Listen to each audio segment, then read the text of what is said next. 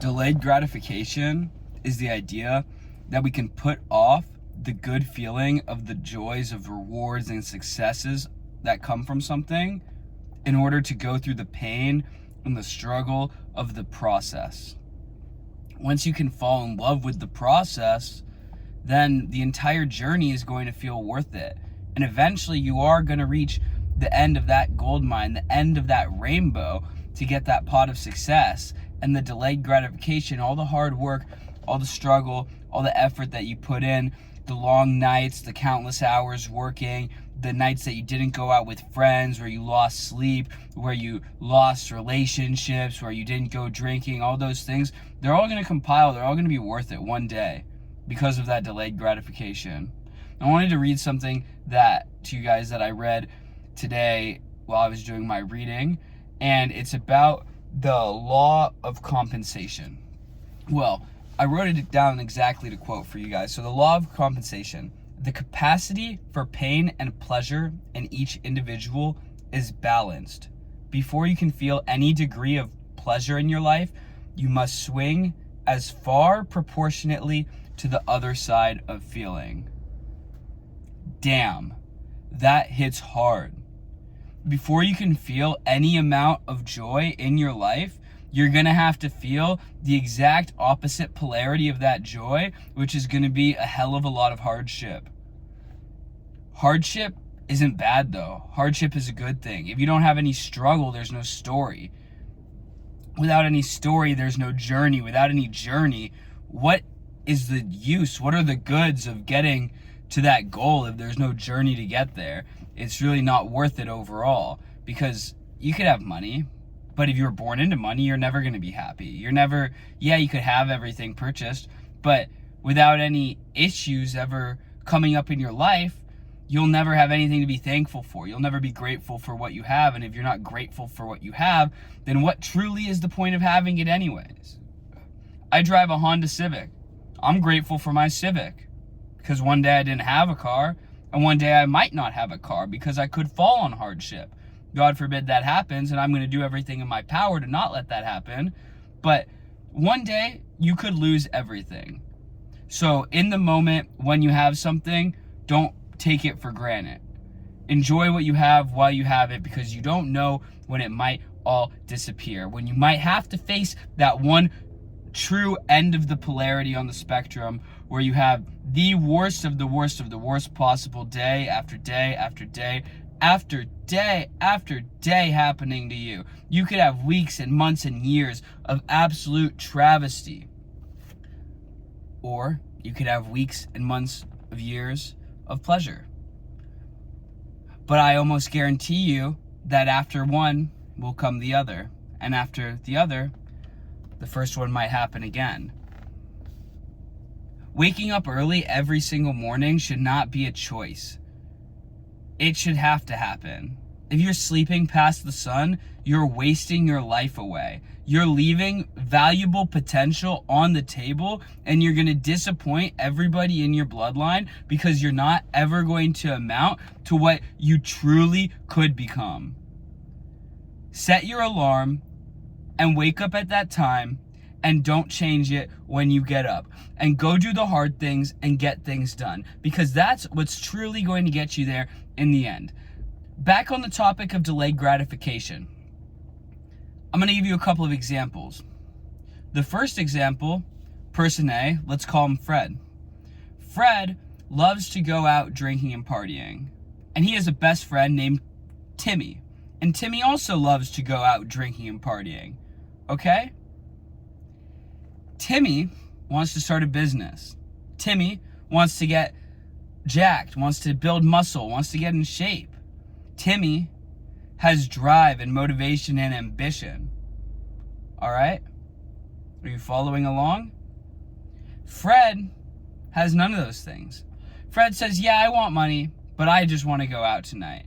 Yeah, I want to have a good physique. And he goes to the gym. Fred goes to the gym. Fred tries. But then he still goes out. So is he going to get swole? Is he going to get aesthetic to the point he wants? Maybe, but it might take 5-6 times as long because he's not dedicated. So Friday night comes around, They've both been working all day. They've been at school. And Fred goes, "Hey, Timmy, what's up, bro? Let's go out and let's go drink tonight." And Timmy goes, "No, I'm not drinking tonight. I got to work on my project. I got to work on my side hustle. I got to work on my business. I'm going to go hit another session in the gym." And Fred goes, "Oh, fuck, you're such a loser. You're a loser." Is that really your friend? Your friend is calling you a loser because you're doing the hard things? Because you're doing something that doesn't give you immediate pleasure and immediate satisfaction? And you call that your friend? Is that really your friend? Or is that just somebody who's sucking the energy out of you? And the second that you don't conform to the reality that they want you to submit to, they're willing to switch up completely. They're willing to ridicule and criticize your decision-making skills and say that you're an inferior man to them because you want to work hard? That doesn't make sense to me, because anybody with half of a brain, anybody with any form of competency would understand that you would be a superior man as Timmy, the one staying home, the one that doesn't have a big circle. You only got a few friends. You're working hard. You don't make time for people who aren't going to bring value to your life. You say no to temptation. You go to the gym. You eat healthy. You have your diet. You have your habits, your nutrition, your training. Everything is dialed in 110, 120%. That would make you a superior man. And after years and years and years of Timmy saying, "No, Fred, no, Fred, no, Fred, no, Fred, no, Fred," Fred goes, "Hey, Timmy, how's that business going? I'm thinking of starting my own business now." After 5 years, Fred wants to start his business, right? And Timmy's already making $150,000 a month. Timmy went sleepless night after sleepless night after sleepless night and put in every ounce of God's energy that he could, every ounce of passion and desire to be something greater than he was. And now, after 5 years, all of that has culminated together to give him the fruits of his labor, the pot at the end of the rainbow. On the other side, there was a pot of gold, and Timmy got there because he struggled and he didn't give in to immediate, instant gratification. He used his delayed gratification skills to make that money. And now 5 years later, Fred's done drinking and Fred's done being a child and done being a little bitch, and he's 26 years old, and he finally realizes he should get his life together. But guess what, buddy? It's too late, because the habits that you built for the past 10 years, they're going to be damn hard to break. And I know that if you couldn't break those habits for the past 6, 7, 8 years, you're not going to break them because you're pathetic. If you didn't want it then, why are you going to want it now? You said you wanted it back then, and you say you want it now. What's different? What's truly changed? What have you lost in your life? What end of that polarity on the spectrum did you have to face to now bring you to the mental capability of making the decision that, okay, it's time to hustle, it's time to buckle in, get down and dirty, face the nitty-gritty, and really get my work done? So that's the story of Fred and Timmy. Do you want to be like Fred and have fun in the moment? Or do you want to be like Timmy and be successful and be a leader and be a true alpha male to society? I think it's pretty clear. I choose success in the future over instant gratification any day. Delayed gratification, what is it to you? Because to me, it's being Timmy every night, night in and night out. Countless mornings before the sun comes up. That's being Timmy, and that's delayed gratification. The next thing on delayed gratification is turning your phone on black and white mode. I'm literally giving you guys free game right now. Like, this should cost money for the value that this is about to provide. Go to settings on your phone. Everybody, right now. Pause the video after I do it. Follow along. Go to settings. Go to accessibility, display and brightness. Go to color filters and turn the slider on. There is no reason for you to have color on your phone. Absolutely no reason for you to have any color on your phone. It is too distracting for you. I'm sorry, you can earn it back in the future, but right now, you need to be hard on yourself. And I am telling you that as the person here looking out for you, you need to turn that color off on your phone. Because every time you look at your phone, it sends thousands and thousands of signals to all of the dopamine receptors in your head, and you see all these colors and they all emulate into something that just sends off all of these pleasure signals to your mind that you haven't worked for. If you didn't work for that dopamine, you don't deserve that dopamine. If you didn't work for that dopamine, then you don't deserve that dopamine. And that's what you need to realize. Because we're so used to modern day generations and Western civilization telling us that we can just go on our phone whenever we're sad, whenever we're upset, whenever we're having a bad day, and scroll. You're feeling sad, but you lay down in your bed and you pull up Instagram Reels and you're scrolling. You're having a grand old time. Before you know it, 3 o'clock turns to 4 o'clock, turns to 5 o'clock, turns to 10 o'clock. You're up now till 2 in the morning. Scrolling on Instagram, scrolling on TikTok, scrolling on YouTube Reels or YouTube Shorts. And you just wasted your entire day away. What would your ancestors think of you? What would the people that struggled so hard generations ago to get you into the place that you are today think of you if when anything went bad, you went and pouted and scrolled on TikTok, watching children dancing, watching the dumbest culmination of videos that you can find? You're not learning. Fuck you. I know you're not learning on there. It's one thing if you're saying, oh, if you're researching on YouTube, if you're watching videos like these, if you're watching other people, other content creators like this making these kind of education informative videos, and you're taking action and applying the steps that we're talking about and not just mentally masturbating on all of them, then it's one thing if you're going to use the platforms. But you don't have the self-control to do that. You're not learning. You're not even doing anything. You're just watching the most mindless, mind-numbing brain rot that you can find. And it's a waste of time and it's pathetic, all because you want to feel good in the moment. You want to do your little happy dance in the moment. You want to have something to feel better about because your life is fucking shit and you don't want to go in and do the hard things and put in the effort to get yourself there. Sickening. It is sickening how addicted our society and our generation is to electronics. Put your phone on black and white, I guarantee you'll have no desire to go on Instagram. Put your phone on black and white, I guarantee you have no desire to scroll on TikTok. Put your phone on black and white, I guarantee you have no desire to scroll on YouTube. Unless you're truly doing it to learn something. Because if you're really just trying to learn something out of the videos you're watching, you don't need the color. The color's all for up here. The color is all for those pleasure receptors. The color doesn't affect the education or the content in one little bit. But it makes it easier to get distracted, and it makes it easier for you to get lost in the sauce of what you're watching and really just waste time and time and time. Delayed gratification is about delaying those dopamine receptors from going off as long and as long and as long as possible so you can use all of your willpower, all of your education and strength and your mindset to get your desires. Are you going to get your desires by scrolling on Instagram and TikTok? Or are you going to get your desires by deleting the social media, turning your phone on black and white, buckling down, doing hard work, waking up early, training, nutrition, doing the cardio, go the extra mile, work so hard that everybody around you thinks you're insane? I'm working when I'm not working. Right now, I woke up at 5 a.m., drank my water, did my cardio, immediately, cold shower. I'm just beginning this stuff. I'm telling you, I'll be fully transparent. I'm not going to sit here and tell you I've been doing it my whole life or for years.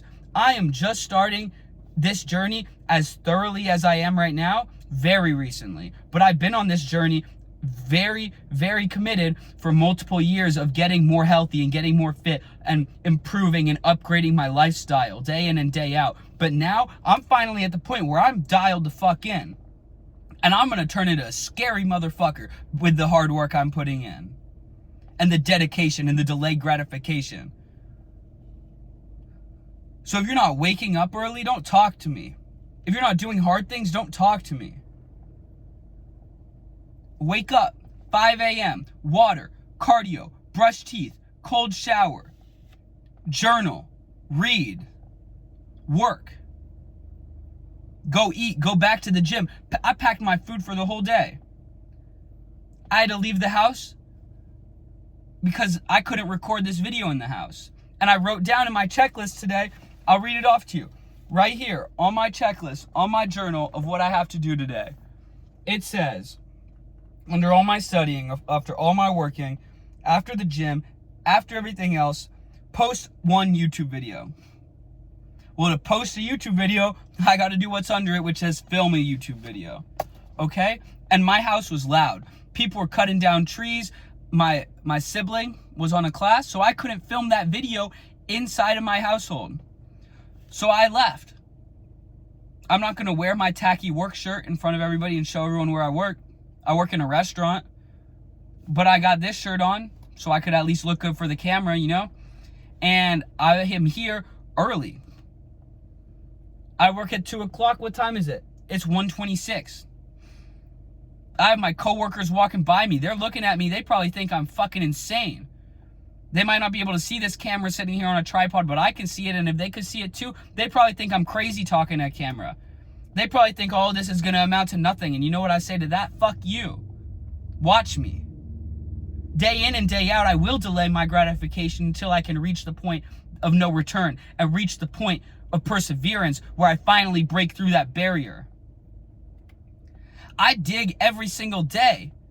And I will not stop digging until I reach that gold underground, because what if I stop digging today and tomorrow is the gold mine? Man, David Goggins had this one quote. I don't remember exactly how it went, but he was talking about true hell is when you're up in heaven after you die and you're all in line to get into heaven or whatever, and God shows you what you could have been. I think I have it right here. They say that true hell is when the person you are meets the person you could have been. I'm going to say that one more time. True hell is when the person that you are meets the person that you could have been. So what if, to tie this all back in, what if Fred would have done what Timmy done? Or would have done what Timmy had done? What if Fred stopped drinking? What if Fred stopped going to the parties? What if Fred stopped having sex with all of the meaningless hoes?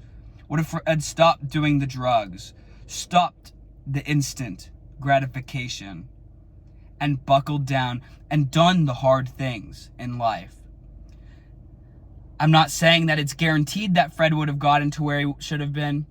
But when he would have looked in the mirror, he wouldn't have had true hell, because he would see that he was the ultimate form of man. He has conquered his destiny and become the best male in his bloodline, the best member of his team. I have my phone ringing right now. Somebody's trying to get a hold of me. Does that mean I'm going to stop the video? No, because I'm going to delay the gratification of talking to them to finish filming this video. Because my true purpose is being able to show you guys the right way to live your lives. And being able to help other people to better themselves, not to answer a silly phone call. Because I don't want to step in front of that mirror and see a little bitch version of what I could have been. I will be the best version of myself. I will look in that mirror and I will see me. I won't see another me. I will see this version. That's what I'm going to see. There are no shortcuts for you, Goggins. There are no shortcuts for you, Jeremy. Everybody has shortcuts. Everybody wants to take the shortcut. Well, let me break it to you. You don't have a shortcut in life. You don't get to take a loophole. You're stuck here. And you're stuck with me. You're stuck with people like me and people who are even more dedicated and more crazy about this shit than I am, which is hard to do. And you're in a room with all of us. And you better hope that you trained fucking hard. Because when your day of reckoning comes, you're going to see. You are going to know if you were able to put off that instant reward to really become the man that you were meant to be. I want to talk about diet with you guys. Diet in terms of delayed gratification. Everybody wants abs, everybody wants a six-pack. Well, guess what? Calories in, calories out. It's all about the calorie deficit. Sweets spike your insulin. Sugars spike your insulin. Junk food spikes your insulin. It fucks your mood up. It fucks up your mental. It makes it hard for you to be clear, strong-minded, focused, and an ironclad mindset. I want to hammer this in. You need to stick to a meal plan. If I make you a meal plan after a week, I'm not going to ask you, hey, did you stick to the meal plan? Because everyone's going to be like, yeah, pretty much. I pretty much stuck to the meal plan. I've bullshitted like that to people that have made me meal plans before in the past, before I was this version of me. I've bullshitted and I've been like, yeah, I did pretty good sticking to the meal plan this week. No, don't ask them some closed-minded, closed-ended question like that. Open-minded question, okay? Now let me rephrase it. Because to you, pretty good might mean you hit half of your meals. Now, if I tell you, you had 5 meals a day, 5, right, that you were supposed to eat, 7 days a week, 7 times 5, 35. Out of the 35 meals that you were supposed to eat this week, how many of those meals did you eat correctly? And if that number's not 35, then you are fucking your gains up. You're screwing yourself up. You're not weighing your food. You're not tracking your macros. You're not being disciplined with an ironclad mindset. You're not training hard in the gym and you're not doing your cardio. And you expect to just look in the mirror and have six-pack abs completely defined? Are you that incredibly selfish that you would disrespect the body that God bestowed upon you and still expect him to reward you with a six-pack of abs? Come on now. Stop dicking around. Stop eating like shit. Go to the fucking gym. Get in shape. And realize that every single person you look at that you want to be, every single person that is of any form of success is in the gym every day. Fuck a rest day. Make your body adapt in the first place, at least.